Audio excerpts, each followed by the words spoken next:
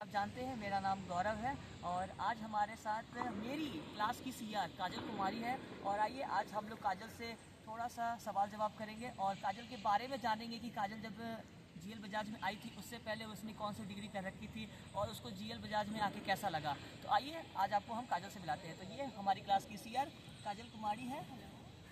और काजल, मेरा पहला सवाल तुमसे ये है कि जीएल बजाज में आने से पहले तुमने कौन सा डिग्री कर रखी थी? तो स्टार्टिंग करते सो बेसिक से स्टार्टिंग करते मैंने अपनी स्कूलिंग की है डीएवी पब्लिक स्कूल से। मैं बेगूसराय से हूँ और मैंने क्लास 1 से 10 तक वहाँ LKG से 10th तक वहाँ पढ़ाई की। उसके बाद मैंने विकास विद्यालय से 11th और 12th किया और उसके बाद मैंने ग्रेजुएशन अपने होम टाउन से किया है, बॉटनी ऑनर्स। और फिर मैं अपने पोस्ट ग्रेजुएशन के लिए जीएल बजाज आ गई टू परस्यू MBA।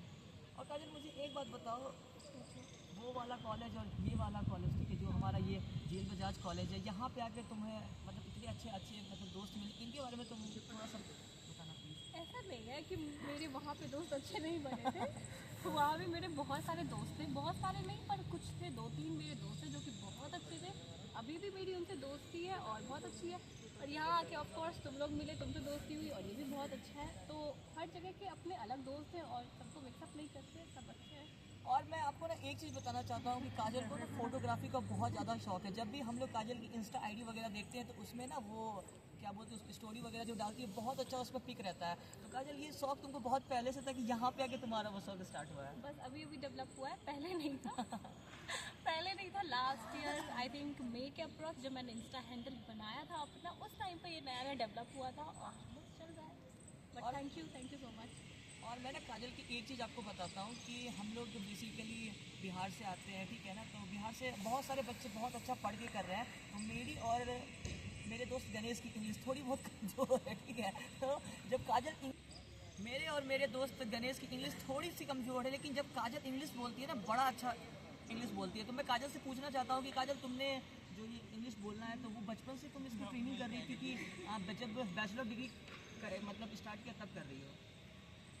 ये क्वेश्चन सच में अच्छा है क्योंकि ये एक प्लेटफॉर्म है जहाँ से मैं एक्चुअली मैं अप्रिशिएट कर सकती हूँ और मैं थैंक यू बोल सकती हूँ अपने सर को। So I would like to mention my mentor CS Suman sir. Thank you so much sir. आपकी वजह से आज ये सब मुझे सुनने मिल रहा है। आपने पढ़ाया और इसकी वजह से ही सिर्फ मेरी नहीं, मेरे घर में हम जितने भी भाई बहन हैं, हम जो भी पढ़ते थे उनसे सबकी इंग्लिश बहुत अच्छी हो गई। तो thank you so much Suman sir. Thank you so much, for ever grateful.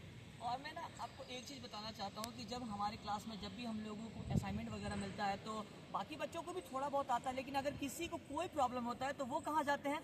काजल के पास कि काजल मुझे थोड़ा सा असाइनमेंट में ये करना है, बता देना। मैं आपको ना एक छोटी सी स्टोरी बताता हूँ। मेरा जो मिनी प्रोजेक्ट था उसमें मैं ना इंडेक्स पेज नहीं बना पा रहा था। तो मैंने काजल को कॉल किया कि काजल देखो ना, मेरा इंडेक्स पेज नहीं बन रहा है, तो तुम मेरी हेल्प कर दो। कि वो बोलती है अरे यार ये तो छोटा मोटा बात है।